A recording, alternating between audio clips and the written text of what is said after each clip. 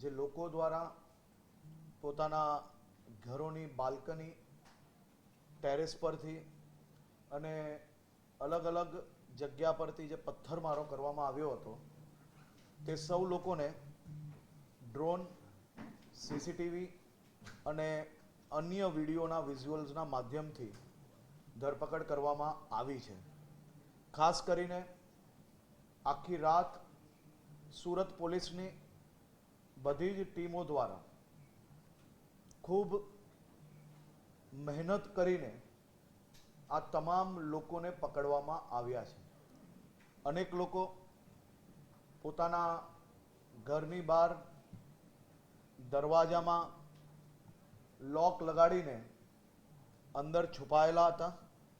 કોઈક પડદાની પાછળ તો કોઈક ઉપર અભરાઈ પર બી છુપાયેલું પોલીસે પકડ્યું છે.